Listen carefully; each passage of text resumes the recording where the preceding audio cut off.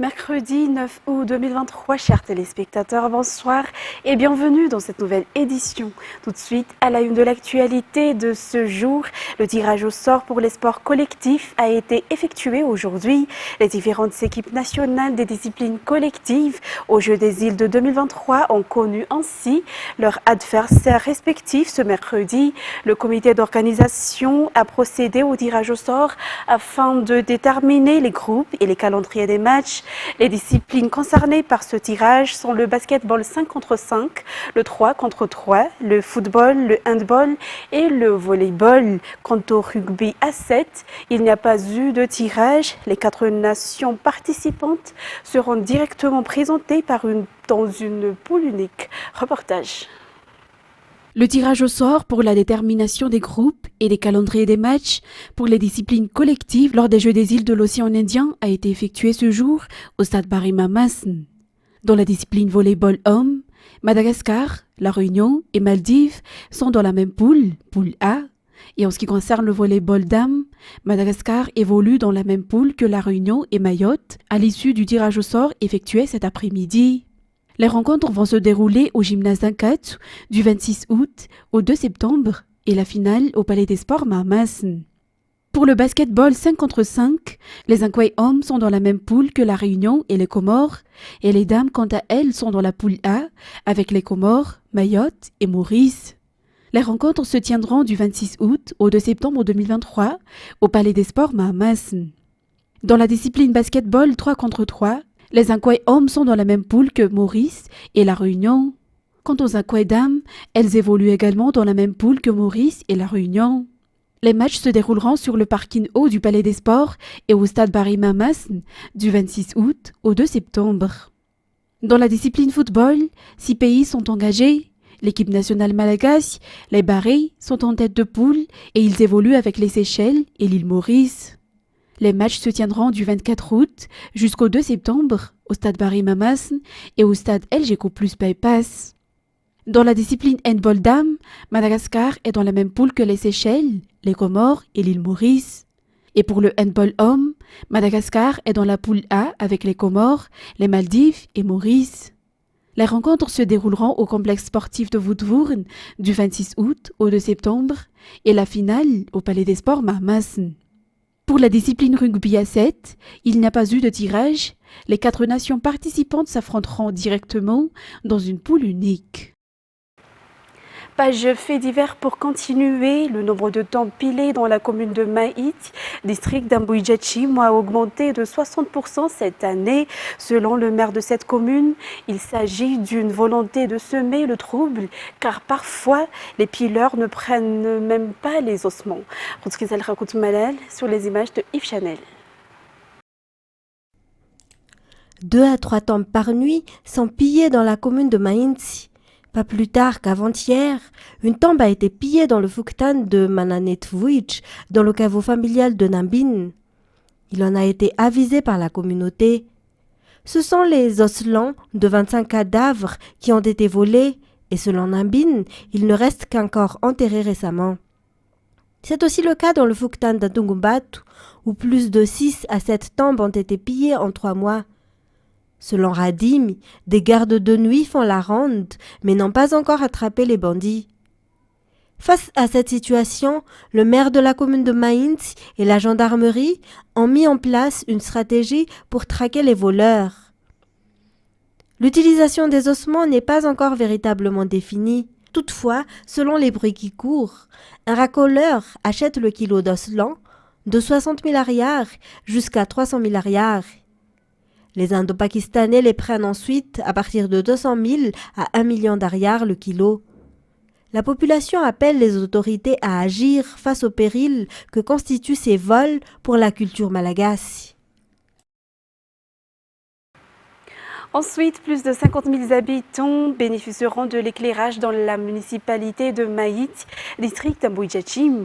En effet, des lampes solaires éco-braille ont été installées et en plus de l'installation de ces lampadaires, le député IRD élu dans le district Mbouidjachim, Johnny Rakoutoarsou, a également constaté l'avancement des travaux de réhabilitation de la RN4, notamment à Maït aujourd'hui. Fadjissene Mireille sur les images de Yves Chanel. L'installation de ces lampadaires dans la commune de Maït, district Mbouidjachim, réduira les cas d'insécurité dans cette localité. De plus, c'est notamment le but de leur installation, restaurer la paix et la sécurité dans ce lieu. Plus de 50 000 habitants bénéficieront de ce projet. Les infrastructures qui sont mises en œuvre en ce moment répondent pleinement aux besoins de la population, a déclaré le député IRD élu dans cette circonscription, Johnny Rakoutoarsou. Il a à cet effet effectué une visite sur la RN4, notamment à Maït, aujourd'hui pour constater de visu l'avancement des travaux de réhabilitation de cette route nationale. Ces travaux de réhabilitation devront être achevés d'ici la fin du mois, selon les informations. Concernant maintenant les actualités météorologiques, une instabilité en altitude a influencé le temps sur Madagascar hier après-midi, selon le service de la météorologie, ce qui a favorisé des orages notamment sur Analamang, Vaknakaraj, Matiachamboun, Amrunmani et Alochamangour. En général, les conditions reviendront à la normale et le temps sera plus sec jusqu'en fin de semaine selon toujours Météo Madagascar. Néanmoins, quelques averses passagères resteront probables sur les parties est et le centre-ouest de la Grande Île. Par ailleurs, les températures maximales connaîtront une diminution sur la partie sud-ouest et sur les zones centrales jusqu'en fin de semaine. Dans un tout autre sujet, environ 2 000 à 3 000 doléances sont reçues par le bureau de doléances au sein de la présidence de la République. Les problèmes fonciers sont en tête des plaintes reçues. Il est important d'effectuer un suivi de près de ces doléances, selon le directeur du bureau de doléances à la présidence de la République. Ce bureau effectue actuellement un atelier dans chaque région et la région Vakinakaraj est l'une des régions hautes. Jameson Regienarman, Viva Antirabé. Le bureau des doléances au sein de la présidence de la République a pour vocation de recevoir et de traiter les problèmes de la population dans toute l'île. Ce bureau communique ses problèmes aux fonctionnaires responsables et travaille en étroite collaboration avec les différents services gouvernementaux et ministères. Il surveille également sa mise en œuvre des décisions. C'est la raison pour laquelle ce bureau a effectué un atelier pour informer les méthodes de travail et l'attitude que les responsables gouvernementaux au niveau local devraient avoir pour prévenir les problèmes. Un atelier qui s'est tenu dans la région Vakinakaraj et qui a vu la participation du gouverneur de cette région, le préfet, le chef de district, le directeur régional, les chefs Fukuntan et diverses organisations. Le directeur du bureau des doléances au sein de la présidence de la République a également indiqué qu'environ 2 000 à 3 000 doléances par an sont reçues et la plupart d'entre elles concernent les problèmes fonciers. Ensuite, les prix des armes à feu dans la partie sud de l'île est d'environ 400 000 arrières à 2 millions d'arrières. Le prix d'une balle peut aller jusqu'à 40 000 arrières. La possession d'armes, surtout dans le quartier de Béchouk, fait partie de la culture. Les bergers ne se séparent jamais de leurs fusils où qu'ils aillent et ces armes leur servent à se défendre contre d'éventuelles attaques de Daal. La détention et le port de ces armes sont presque toutes légales à Béchouk, tandis que les balles sont en vente au marché noir. C'est Sylvain.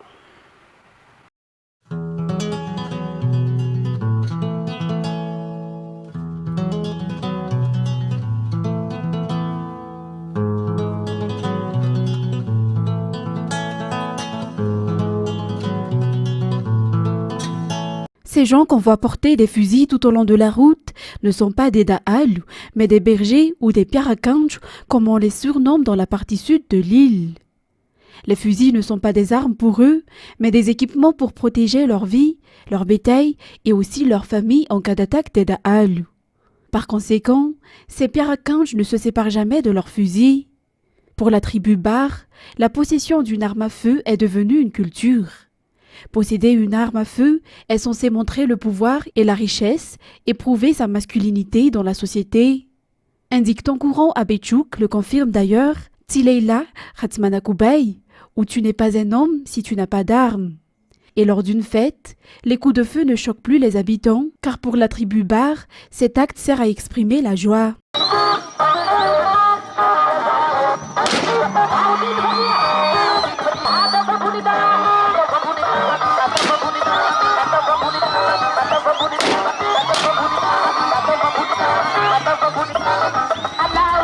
Chacun des fusils de ces bergers a une histoire, selon leur dire. Comme cette arme, elle a été achetée et acquise il y a près de 80 ans maintenant. Elle valait 4000 ariars à cette époque, et sur le marché de Maassou-Est, district de Béchouk, le prix d'une arme à feu peut atteindre 5 millions d'ariars, tandis que les balles sont difficiles à trouver selon les enquêtes. En effet, les balles sont en vente sur le marché noir dans cette localité et se vendent jusqu'à 40 000 ariars l'unité. En raison de ce coût élevé, les Piarakanj ne se servent de leurs armes qu'en cas de nécessité majeure.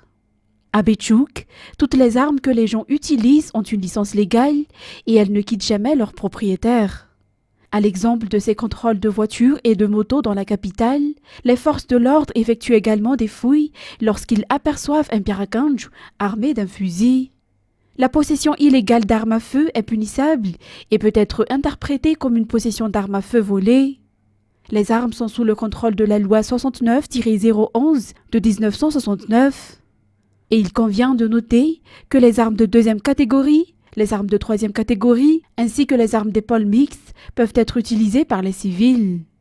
Au total, 94 925 personnes ont un permis de détention d'armes à feu légales dans tout Madagascar actuellement.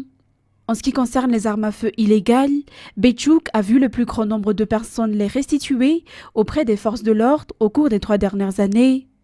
Madagascar, qui a réussi à détruire plus de 6000 armes à feu illégales depuis 2018, dans le cadre de l'événement Irevulani Famuturankilk, organisé par le ministère de la Défense nationale. Place maintenant aux actualités internationales. Au Soudan, l'armée soudanaise a intensifié mardi ses efforts pour progresser dans Khartoum, donnant lieu à des affrontements parmi les plus violents depuis le début en avril dernier d'un conflit avec une faction militaire rivale qui a accentué la crise humanitaire dans le pays. France 24. Une rue de la banlieue de Khartoum, jonchée de corps de soldats. Des images qui témoignent de la violence des combats des derniers jours. L'armée soudanaise multiplie les offensives pour reprendre le contrôle d'une capitale en grande partie aux mains des forces de soutien rapide. Plusieurs quartiers, cibles de frappes aériennes et de tirs d'obus, ont été évacués mardi. Les civils font eux face à une situation désastreuse. 80% des hôpitaux du pays sont hors service et partout les médicaments manquent. Notre chaîne d'approvisionnement de médicaments est rompue. Maintenant, tout ce dont nous disposons se trouve en rayon. Presque tous les médicaments du quotidien sont en rupture de stock. Selon les Nations Unies, le conflit a déjà fait près de 4 millions de déplacés et de réfugiés. Originaires de la région du Darfour, autre foyer majeur des combats, ces réfugiés victimes de milices proches des forces de soutien rapide fuient vers le Tchad, voisin. Nous avons tout perdu. Ils ne nous ont rien laissé. Qu'importe si vous êtes un homme ou une femme, ils prennent les gens pour cible, pour les tuer. Environ 380 000 Soudanais ont déjà trouvé refuge au Tchad dans des camps, comme ici à Farchana, tout proche de la frontière. La situation se détériore fortement en termes de sécurité alimentaire, de ressources économiques et de malnutrition. Selon les Nations Unies, 24 millions de personnes, soit la moitié de la population du Soudan, a besoin d'aide humanitaire. Ensuite, la ville portuaire et touristique du Cap est paralysée depuis plusieurs jours par une grève des taxis collectifs qui a pris une tournure violente dans la grande ville sud-africaine avec le recensement de 3 morts. France 24. Des véhicules incendiés, des morts à déplorer. La grève sombre dans la violence et pousse les autorités à hausser le ton. Descendez de vos grands chevaux. Tout le monde doit faire des efforts et cesser d'être arrogant. La grève a été déclenchée par le syndicat national des taxis sud-africains la semaine dernière. Motif de sa colère, l'entrée en vigueur d'une nouvelle législation. Elle autorise la mise en fourrière de ce qu'on appelle ici les taxis-minibus en cas de défaut de plaque ou de licence de transport. Trop sévère pour les grévistes qui s'estiment pénalisés par rapport aux autres automobilistes. Les cortèges ont laissé place aux affrontements après les premières saisies par la police. Les forces de l'ordre ont été caillassées et des bus incendiés. La mairie du Cap estime que des milliers d'usagers des transports publics ont subi les perturbations dues aux violences. Ces tensions sont également déplorées par les chauffeurs de taxi.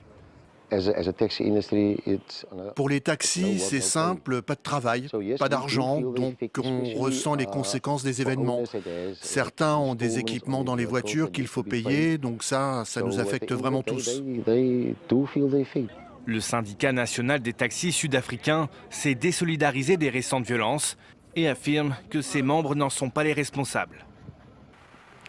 Pic de chaleur en Espagne et milliers d'hectares brûlés au Portugal. La péninsule ibérique en première ligne face au réchauffement climatique en Europe est en alerte mercredi et pourrait battre des records de température. Le point avec France 24. Le balai aérien dure depuis 4 jours. 4 jours de lutte contre les feux de forêt attisés par le vent. Mardi soir, 1 millier de pompiers et 10 aéronefs étaient déployés près d'Al-Gézour et Odemira. L'incendie, qui a déjà consumé 10 000 hectares, y progressait encore sur 2 fronts. 1500 habitants, vacanciers et animaux ont dû être évacués. C'était l'horreur. Il y avait du feu partout et on a dû se débrouiller. Personne n'était là pour nous aider. Heureusement, 3 amis sont venus. Les pompiers qui étaient là se sont retrouvés encerclés par le feu. On leur a demandé de l'aide, mais ils n'ont pas pu nous aider. Plus de 3200 pompiers restaient mobilisés au Portugal mardi soir sur plusieurs autres foyers, notamment au centre du pays. Après une vague de chaleur exceptionnellement précoce au printemps, les températures ont atteint 40 degrés par endroit mardi, renforçant encore la sécheresse. Pour y faire face, le pays a déployé cette année plus d'une 60aine de moyens aériens, le plus important dispositif de lutte contre les incendies de son histoire. Chers téléspectateurs, c'est avec ce reportage que nous terminons cette édition d'aujourd'hui. Nous vous remercions de l'avoir suivi jusqu'à son terme. Et tout de suite après, vous allez suivre la série Dynasty. Quant à moi, je vous donne rendez-vous demain pour de nouvelles actualités. Au revoir.